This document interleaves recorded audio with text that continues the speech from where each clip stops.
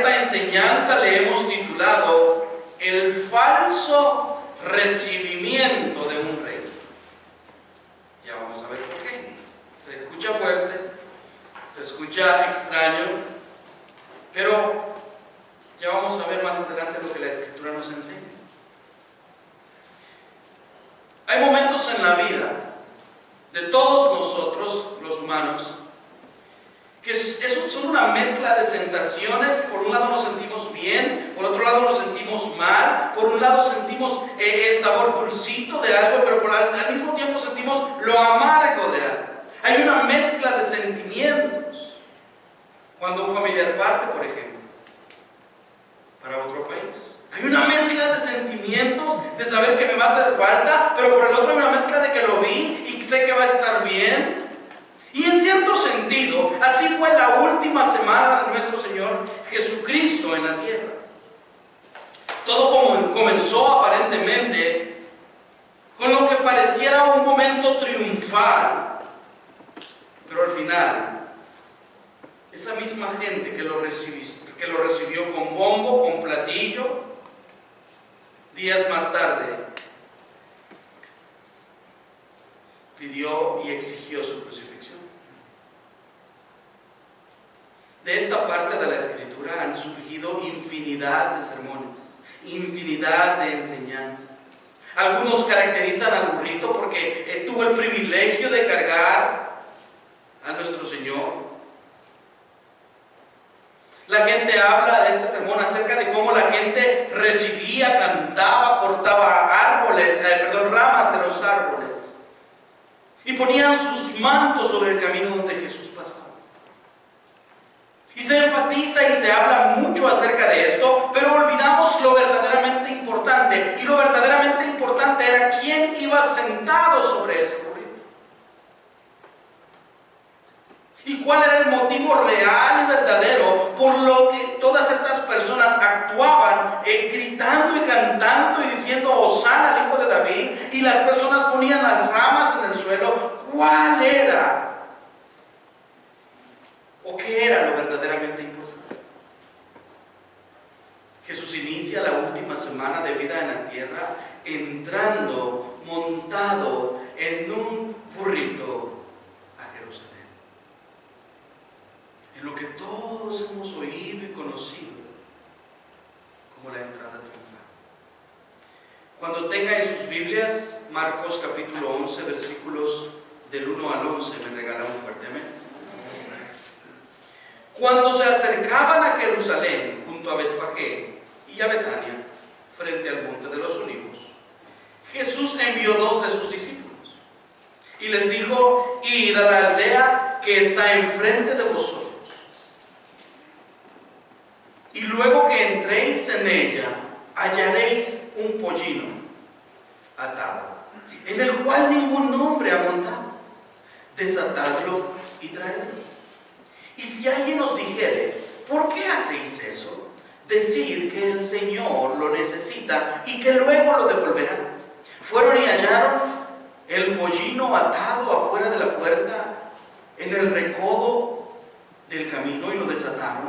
Y unos de los que estaban allí les dijeron: ¿qué hacéis desatando el pollino? Ellos entonces les dijeron como Jesús había mandado, y les dejaron. Y trajeron el pollino a Jesús, y echaron sobre él sus mantos, y se sentó sobre él. También muchos tendían sus mantos por el camino, y otros cortaban ramas de los árboles y las tendían en el camino. Y los que iban delante y los que venían detrás daban voces diciendo: Hosana, bendito el que viene en el nombre del Señor, bendito el reino de nuestro padre David que viene, Hosana en las alturas.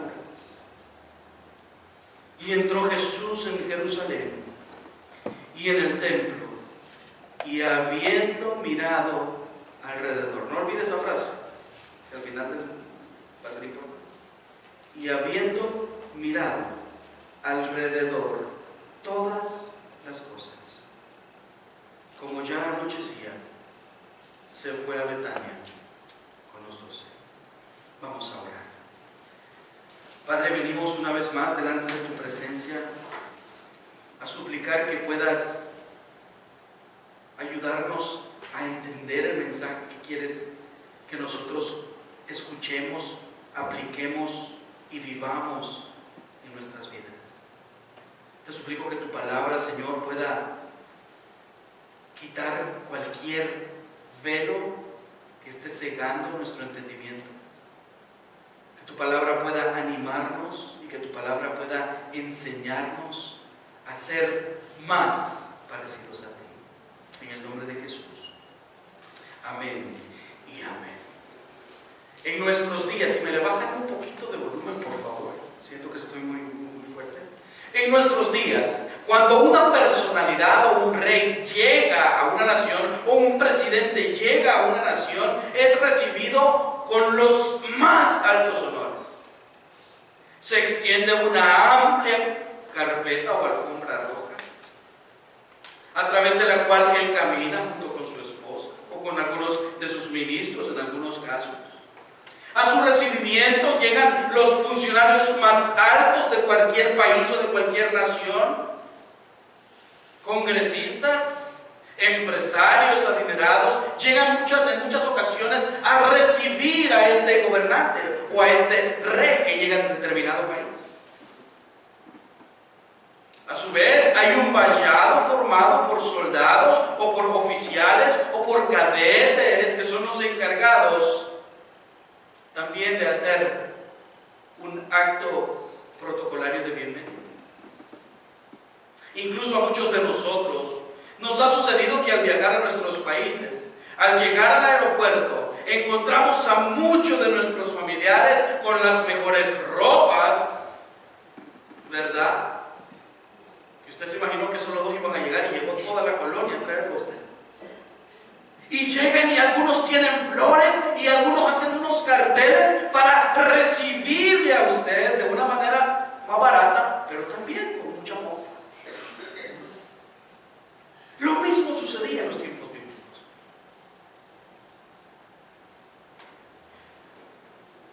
Esta era la manera, se lo voy a decir así. La Biblia nos narra la manera en la que muchos reyes eran recibidos y eran tratados al ser nombrados reyes. Por ejemplo, en el libro de segundo libro de Reyes, capítulo 2, se nos narra lo que sucede luego de que el profeta Eliseo envía a uno de los hijos de los profetas para ungir a Jehú como el nuevo rey sobre Israel. La Biblia dice que la gente, en esta precisa versículo y en esta precisa historia, la Biblia dice que la gente, luego de que Jehú había sido ungido como rey, hizo lo siguiente. Y ahí va a ver usted el versículo en la pantalla. Entonces, cada uno tomó apresuradamente su manto y lo puso debajo de Jehú en un trono alto. Y tocaron corneta y dijeron: Jehú es rey. Las trompetas también tenían mucha importancia en los tiempos bíblicos porque era una manera de anunciar que algo estaba sucediendo en el pueblo. Lo mismo sucedió con Jesús en la entrada triunfal. Luego de escuchar cada una de sus enseñanzas y de ver diferentes milagros que Jesús realizó, la gente lo recibió como un rey. Pero a diferencia de la opulencia con que fueron recibidos algunos conquistadores en el pasado, como Alejandro Magno, y algunos reyes en nuestros tiempos que son recibidos con una gran opulencia, Jesús entró a Jerusalén de la manera más humilde que alguien puede entrar. Siendo el rey de este mundo, entró subido en un... La pregunta es, ¿qué tipo de rey esperaban los judíos? ¿Esperaban un rey terrenal o un rey espiritual que pudiese cambiar los corazones, pagar por el pecado? ¿Qué tipo de rey esperaban los judíos? La manera en la que Jesús entró en Jerusalén, por la manera en la que Él entró en Jerusalén, nosotros podemos ver que Jesús demostró muchas cosas. Aunque entró de una manera humilde, Jesús demostró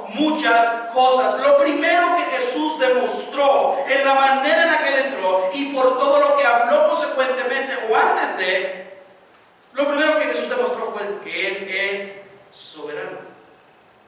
Mira lo que dice el versículo 2. Y les dijo: id a la aldea que está enfrente de vosotros, y luego que entréis en ella, hallaréis un pollino atado en el cual ningún hombre ha montado. Desatadlo y traedlo. En esta parte de la escritura nosotros podemos ver dos contrastes: a un hombre siendo 100% Dios y siendo 100% hombre. Él era 100% hombre y 100% Dios. Este hombre llamado Jesús era el mismo Dios soberano. Por soberanía o por soberano entendemos que es Dios en primer lugar. Y segundo, que Él gobierna, que Él reina por sobre todas las cosas en la tierra. Y no solo reina y las gobierna, sino que las controla. Controla todo lo que sucede en el mundo. Y eso es lo primero que vemos en este versículo. Jesús todo el tiempo estuvo en control de todo lo que estaba viviendo y de todo lo que estaba por suceder.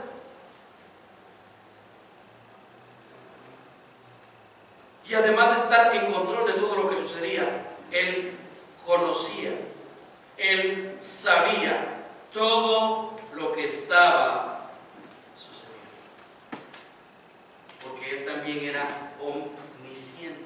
Él conoce y conocía todas las cosas. Nada fue sorpresa para Él. Él conocía cómo iba a ser recibido, Él conocía cómo iba a sufrir y Él conocía cómo habría de morir. Por eso que al entrar a la aldea no le parece extraño que lo primero que Jesús le dice a sus discípulos es: id a la aldea, vayan a la aldea que está enfrente, probablemente Betfagé, que era una de las aldeas que estaba cerca de la área, un poco fuera del camino. Y Jesús les dice: vayan a esa aldea y allí van a encontrar un pollino.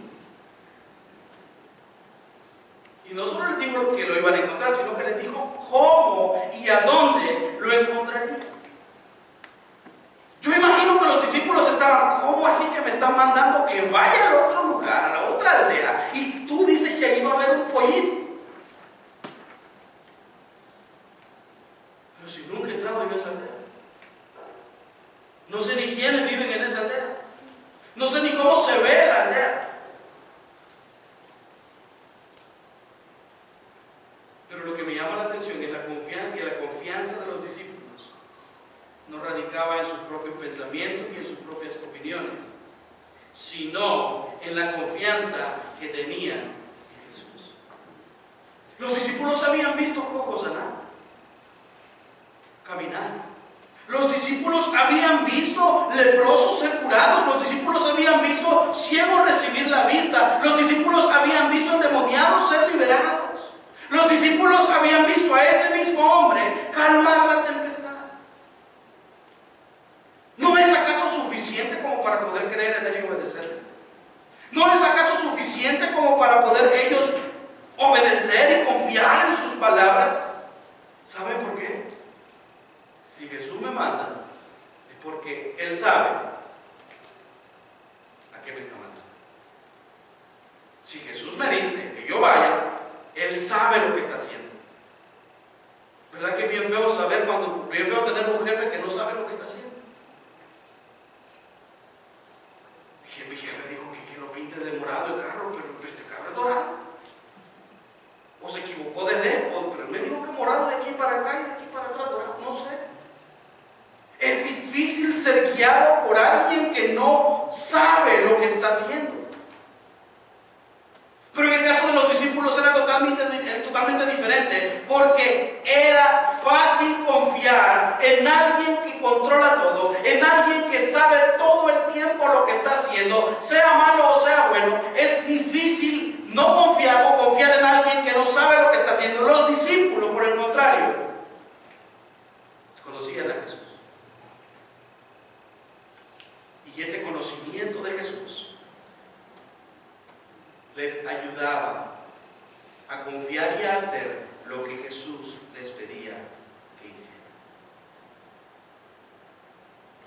conoce lo que nosotros necesitamos.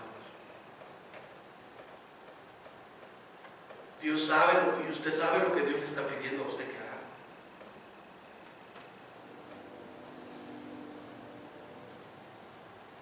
Dios conoce nuestros deseos, nuestras necesidades, nuestras dificultades, nuestras luchas, nuestra depresión, nuestro desánimo, nuestra desmotivación, nuestra falta de deseo, nuestra holgazanería espiritual. Dios conoce todo lo que nosotros estamos viviendo. Pero hermano, dependa del que tiene el control. Usted no tiene el control, yo no tengo el control. El control lo tiene Jesús. Y si nosotros confiamos en Jesús, no desmayemos.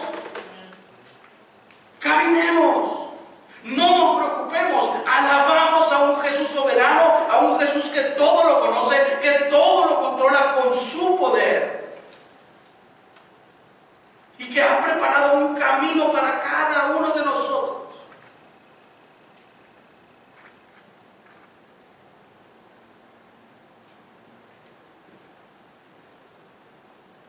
Un Jesús que también tiene autoridad sobre todas las cosas. Mire lo que dice el versículo 3. Y si alguien os dijere, ¿por qué hacéis eso? Decid que el Señor, ahí cambia la palabra, fíjense bien cómo cambia la palabra, de Jesús a Señor. Decid el Señor lo necesita y que luego ¿qué? Y que luego lo devolverá. Este versículo, hermanos, hace un gran contraste. ¿Sabe por qué? Porque por un lado Jesús actúa con humildad y es el siervo más humilde que ha habido sobre la faz de la tierra, pero por otro lado habla con autoridad. Y me pasa con esto lo mismo que me pasa cuando escucho decir que Jesús es el Cordero y el León. ¿Cómo así? Así es. Él es el Cordero de Dios que quita el pecado del mundo, el Cordero manso, pero también es un león que actúa con fiereza. Por eso se le conoce león como el rey del lago. Es el animal más temido. ¿No quiere dar una idea? Ese versículo. Y lo mismo sucede aquí. Ese siervo humilde que montó un burrito era el que manda más de todas las cosas. Él tiene autoridad sobre todas las cosas. Y por eso el versículo cambia, y me gusta cómo cambia. Dice, y si alguien os dijere, ¿por qué hacéis eso? Decid que ¿quién? Que el Señor.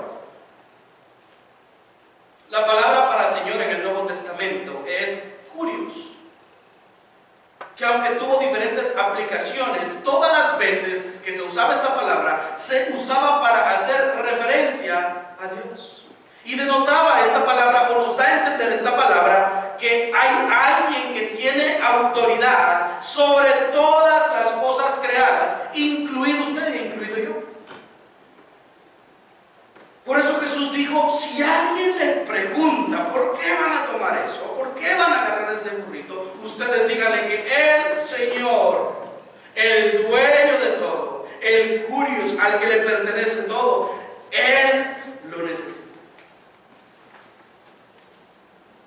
La Biblia utiliza la palabra Señor para hablar siempre de la autoridad de Dios y de la autoridad de Jesús. En diferentes partes de la Escritura nosotros vemos la autoridad de Jesús. Hay un pasaje de la Escritura en el que se nos narra que los discípulos estaban en medio de una tempestad en una barca y que mientras todos, como usted y yo, nos afligíamos, Jesús dormía. Acostado estaba así. Y allá fue un gran abatimiento. Fue tal la desesperación de los discípulos que lo despertaron.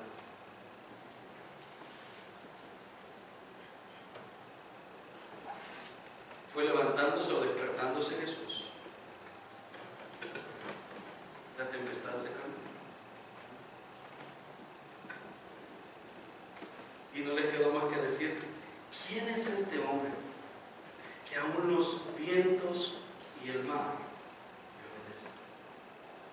En Encontramos otro ejemplo en Mateo capítulo 28, versículo 18, cuando Jesús dice: y Jesús se acercó y les habló diciendo a los discípulos: toda potestad, dijo Jesús luego de su resurrección, toda potestad me es dada en el cielo y en la tierra.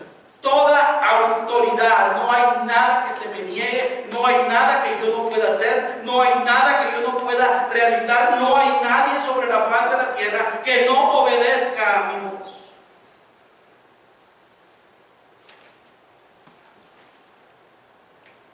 Siendo el dueño de todo, se hizo un siervo.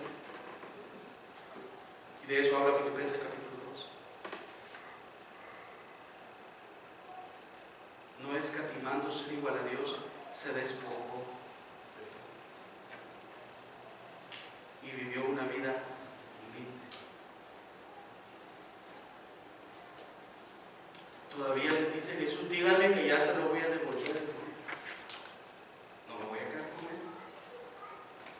Quiero que me lo siendo el dueño del burro, porque él lo creó. Todavía lo devolvió.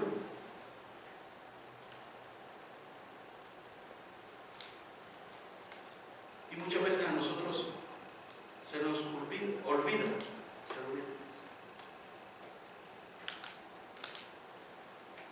Y se nos olvida que todo lo que tenemos es prestado.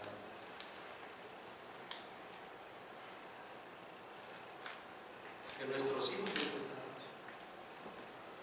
Que el trabajo es prestado. Que aunque somos dueños en el papel, pues si en el papel usted es el dueño, pues la casa la debe. La casa no es suya, hermano. Todavía la tiene que pagar para hacer eso. El vehículo es legal. Si es suyo, gloria a Dios. Pero a nosotros se nos olvida. Y se nos olvida que las cosas son de Él y que nada de lo que tenemos es nuestro. Todas las cosas que tenemos son prestadas, aún nuestra vida, hermano. Si usted está enfermo, no quiere decir, no es garantía de que se va a morir antes que el que está sano. No hay ninguna garantía. Usted puede tener la peor enfermedad, pero gente sana está muriendo. Debemos recordar y tener la humildad de reconocer que solamente en Cristo nosotros podemos tener salvación, podemos tener vida eterna, porque Él controla nuestras vidas. Él conoce desde la Escritura aún el último cabello que tenemos en nuestra cabeza.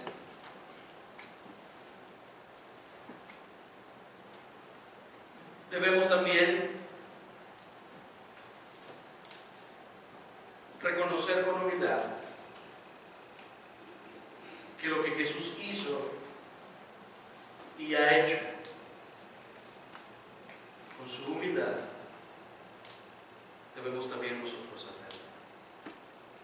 Porque a nosotros se nos olvida que Cristo cumplió con lo que el Padre le pidió, porque Él fue obediente desde el principio. Y gracias a esa obediencia. Pero es que Él era Dios, sí, pero también se nos narra que cuando estaba orando, antes de ser crucificado, Jesús estaba desesperado. Jesús estaba afligido. Pero que no se haga ¿qué? Tu voluntad. Mi voluntad.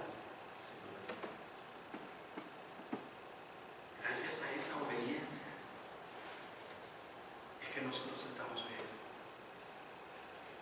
Y debemos no solamente imitar esa obediencia, sino la obediencia que vemos en este pasaje de sus discípulos para aquel Señor en el cual no solamente conocían, sino en el cual también confiaban. Miren lo que dice el versículo 4 al versículo 6. Fueron y hallaron el pollino atado afuera, a la puerta en el recodo del camino, y lo desataron. Y unos de los que estaban allí les dijeron: ¿qué hacéis desatando el pollino? Ellos entonces les dijeron como Jesús había ¿qué? Mandado, y los dejaron. Una de las características del hombre y de la mujer que creyente o no, es que somos desobedientes. Y yo voy en primer lugar. Antes de ir para allá, me quedo aquí. Pero una de las características de los hombres y de las mujeres en nuestros días, creyente o no, es que somos desobedientes. No nos gusta seguir instrucciones.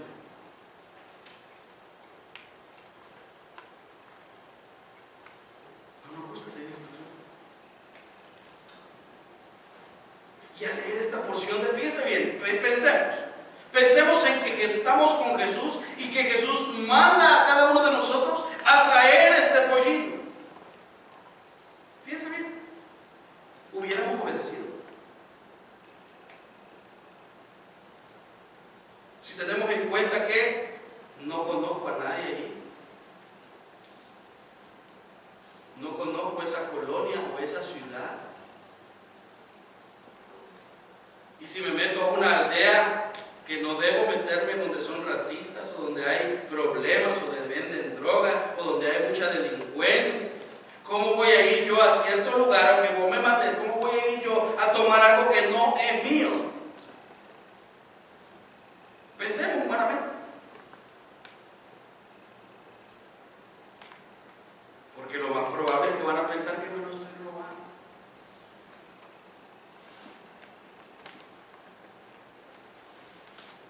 O como muchos de nosotros, ¿y yo por qué voy a ir? Hay que lo haga el otro hermano.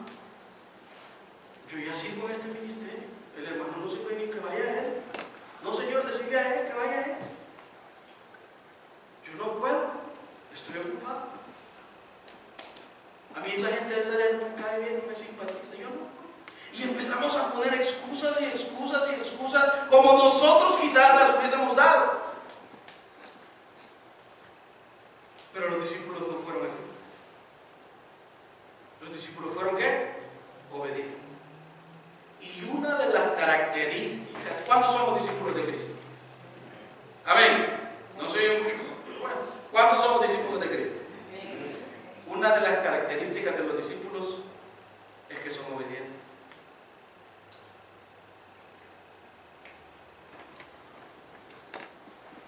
La obediencia es la sumisión práctica y voluntaria. Práctica y voluntaria a lo que nosotros consideramos una autoridad.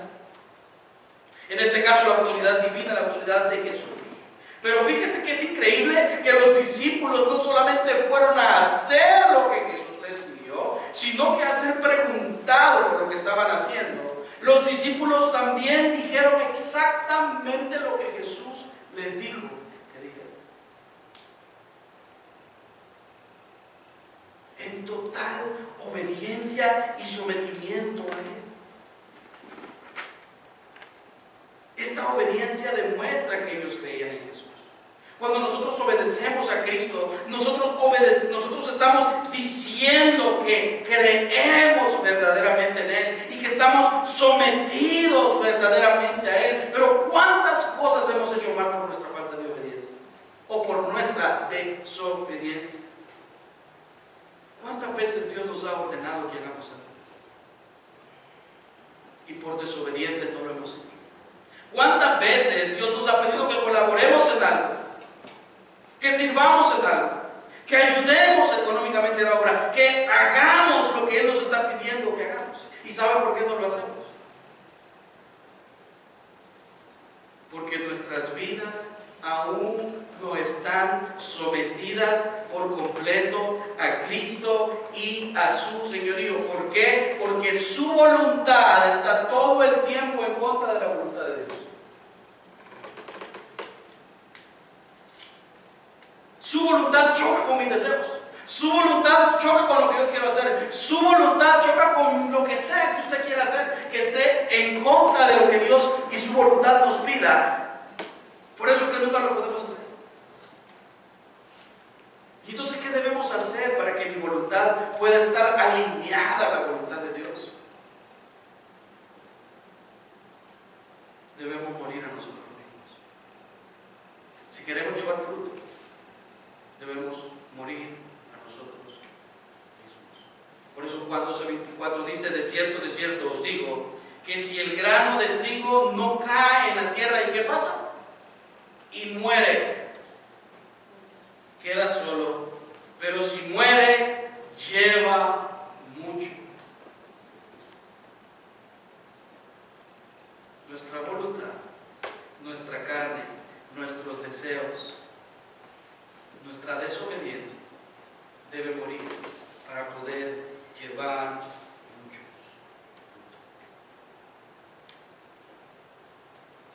Los discípulos cumplieron al pie de la letra las instrucciones de Jesús. Una vez tomando el pollino, trayéndoselo a Jesús, pasa lo que dice el versículo 7 y el versículo 8. Jesús se sienta sobre el burrito y recibe la adoración de la multitud. Mire lo que dice el versículo 7 y el versículo 8.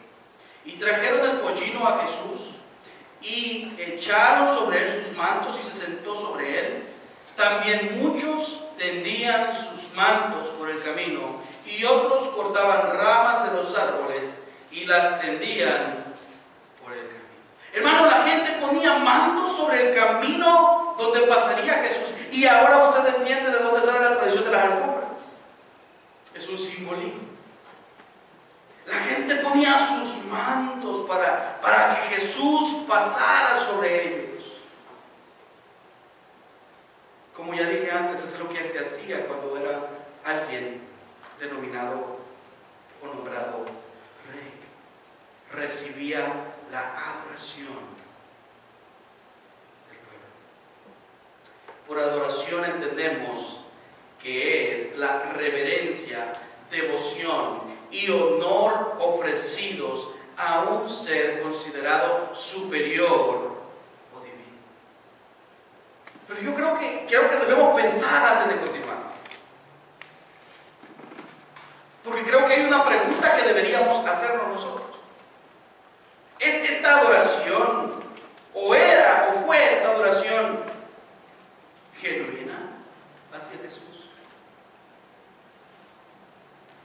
¿Esperaban los judíos un rey terrenal o un rey espiritual? ¿Esperaban los judíos un Mesías, un Salvador, alguien que los librara o los liberara del pecado? Tristemente no fue así. Los judíos esperaban un libertador. Los judíos esperaban un rey que los liberara de la opresión de los romanos. Nombrar a Jesús como rey no es nuevo. En Juan capítulo 6, luego de la alimentación de los 5,000, los judíos que fueron alimentados en esa historia, o en ese relato de la Biblia, estos judíos querían hacer a Jesús rey. Miren lo que dice el versículo, ahí va a aparecer en la pantalla, Juan capítulo 6, versículo 15, dice: pero entendiendo Jesús que iban a venir, para apoderarse de él y hacerle ¿qué? Volvió a retirarse al monte solo. Jesús sabía que ellos no creían en él como Salvador. Creían en él porque lo habían visto hacer milagros. Y su idea era que él podía ayudarles. Si los estaba sanando, si estaba proveyendo comida y alimentación para más de 5,000 o 10,000 o 20,000 personas, Él también nos puede ayudar a liberarnos de esta opresión. Por eso es que dice el versículo que Jesús se fue solo. Probablemente algunos de los que estaban en la multitud en la entrada triunfal de Jesús a Jerusalén sí lo adoraban genuinamente, sí lo adoraban de verdad, pero en su mayoría la adoración que Jesús recibió tenía otros matices. Había interés de por medio. Había una adoración superficial, no genuina, no sincera, no del corazón. Porque estas mismas personas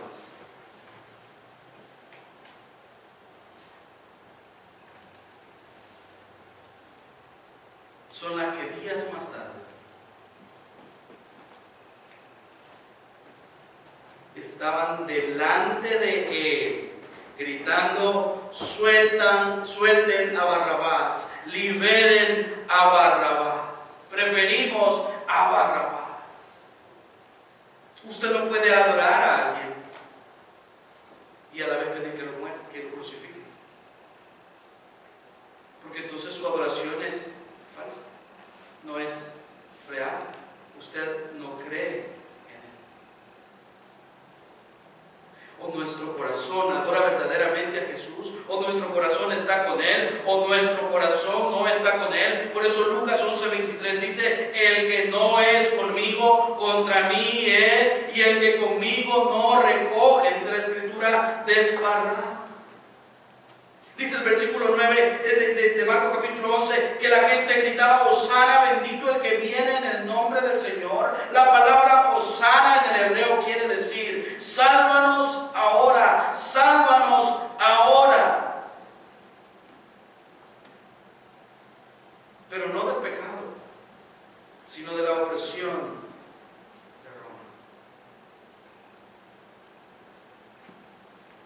Hermanos, nosotros podemos estar aquí y querer adorar al Señor. Nosotros podemos hacer sacrificios. Nosotros podemos ser servidores. Nosotros podemos ofrendar. Nosotros podemos ayudar. Nosotros podemos colaborar. Nosotros podemos hacer muchas cosas. Pero por los motivos incorrectos.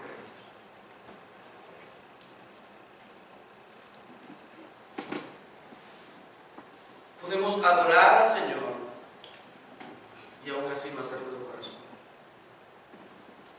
sino de una manera superficial.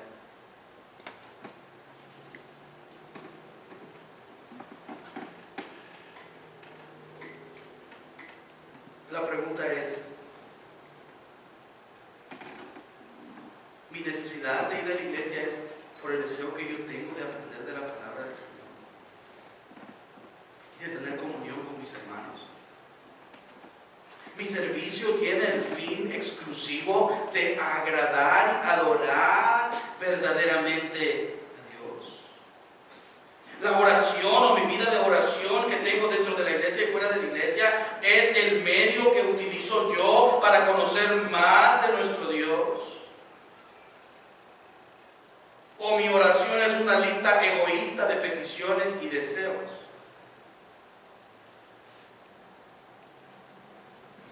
Cuando damos en la iglesia lo hacemos con el objetivo únicamente de agradecer a Dios por lo que ya hizo en la cruz por mí y por agradecer a Dios por cada una de sus bendiciones, o tiene un motivo diferente. Hermanos, solo usted y Dios sabe si su oración es genuina. Solo usted y Dios sabe si lo que hacemos lo hacemos con el único propósito de agradarle a Él. A diferencia de lo que dice la Escritura, la mayoría de gente que recibió a Jesús lo hizo por los motivos, como rey, lo hizo por los motivos incorrectos. Jesús no quería ser el rey terrenal de los judíos. Jesús no quería poseer la tierra y proteger y ayudar y ser el rey de la tierra. Jesús quería ser el rey del corazón de cada uno de los judíos, como desea ser el rey de cada uno de los corazones de nosotros que estamos aquí.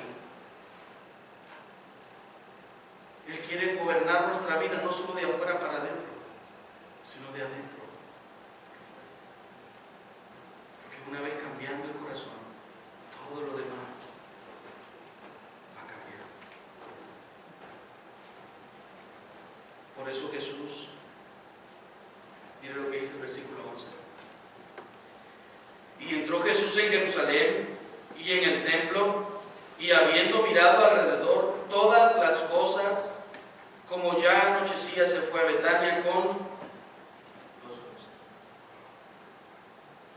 Jesús se entristecía por lo que veía. Jesús entró a Jerusalén en el templo, dice, entró Jesús en Jerusalén y en el templo, y habiendo mirado. Cuando usted vea la palabra templo en esta parte de la Escritura, no la limite solamente a estar dentro del templo, sino a estar en el área. Este es el templo. Estamos viendo también afuera el parqueo. Este es el templo. Es el área que le pertenece al Señor, porque es la casa de Dios espiritualmente hablando. Entonces dice que Jesús estaba viendo el templo, estaba viendo todo a su alrededor, y todo lo que vio no le gustó. ¿Es lo que dice la Escritura? Y si no quiere, si quiere irse después a Lucas capítulo 19, donde dice que Jesús lloró por Jerusalén. Por el mismo motivo. ¿Y qué fue lo que Jesús vio? ¿Qué fue lo que Jesús no le gustó? Mire lo que dice el versículo 7 del mismo capítulo, el versículo 15. Ahí va a estar en la pantalla también si lo quiere ver. Vinieron pues a Jerusalén, y entrando Jesús en el templo, comenzó a echar fuera a los que vendían y compraban en el templo, y volcó las mesas de los cambistas y las sillas de los que vendían palomas, y no consentía que nadie atravesase el templo llevando utensilio alguno, y les enseñaba diciendo: no está escrito, mi casa será llamada casa de oración para todas las naciones, mas vosotros la habéis hecho ¿qué? Cueva de ladrones. El templo estaba siendo utilizado para hacer transacciones.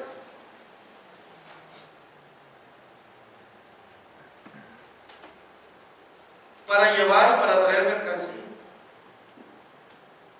Esa era la función del templo en este tiempo. Y por eso que a Jesús le dolió en su corazón ver que el lugar designado para adorar a su Padre, al único Dios verdadero, estaba siendo utilizado para obtener beneficios personales. Pero ¿se ha preguntado usted, o se ha puesto a pensar usted, qué siente Jesús cuando ve las iglesias en nuestros tiempos?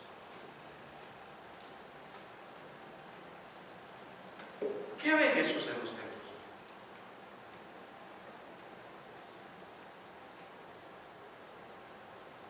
Las iglesias de nuestros días están llenas de mundanalidad.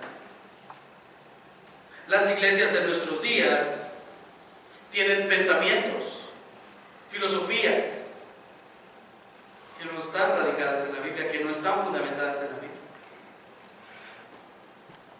Hay comportamientos de hermanos, de hermanas, de pastores, porque ahí vamos todos,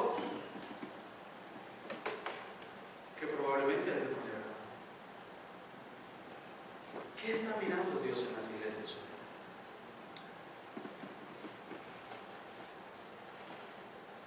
¿Cuántos han escuchado esta canción famosa de Despacito?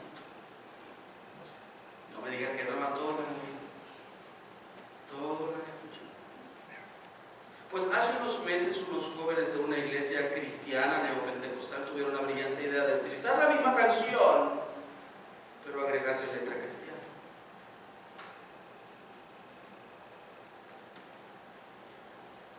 Así estamos.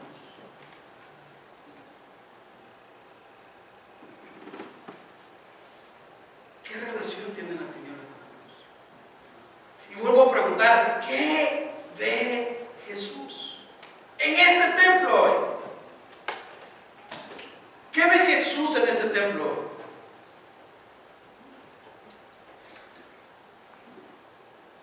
¿Se ha preguntado usted si a Jesús le agrada la adoración que nosotros hacemos aquí? ¿Se ha preguntado usted si nuestra adoración tiene el propósito de darle la gloria a Dios aquí? ¿Qué ve en nuestro corazón? Estoy yo predicando ahorita con el deseo sincero de enseñarles. ¿Está usted aquí con el deseo sincero de aprender? ¿Se siente un poco forzado? ¿Se siente un poco de... ¿Qué ve Dios en nuestro corazón? ¿Es nuestro corazón sincero, honesto, puro para con Dios? ¿Qué áreas de nuestra vida, qué áreas de nosotros debemos entregarle a Él? Porque Él ve la intención de nuestro corazón. ¿Será que nosotros, la iglesia, estamos fríos para con el Señor? ¿Usted sabe lo que es la holgazanería espiritual?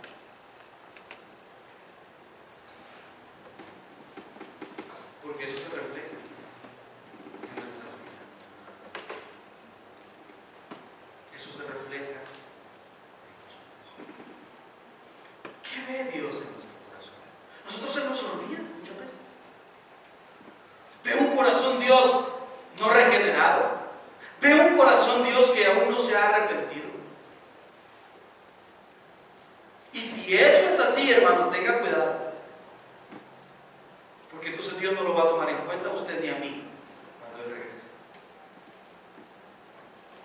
Porque os es necesario nacer de nuevo. Debemos tener la seguridad en cuanto a nuestra salvación. ¿Sabe por qué? Porque les recuerdo, hermano, que ese rey que hace más de 2000 años entró en un burrito caminando a Jerusalén, vendrá y regresará ya no como un siervo, ya no sobre un burrito, sino que regresará como un rey con poder y con gran gloria a reinar y a juzgar al mundo.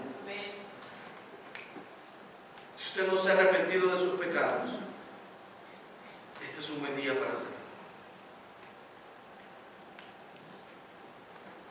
Porque déjeme, le recuerdo lo que la Biblia nos enseña. Que un día aparecerá la señal del Hijo del Hombre en el cielo. Y entonces lamentarán todas las tribus de la tierra. Todos aquellos que no hayan creído se lamentarán, porque verán al Hijo de Dios, al Hijo del Hombre, viniendo sobre las nubes del cielo, con poder y con gran gloria. Hermanos, que cuando eso suceda,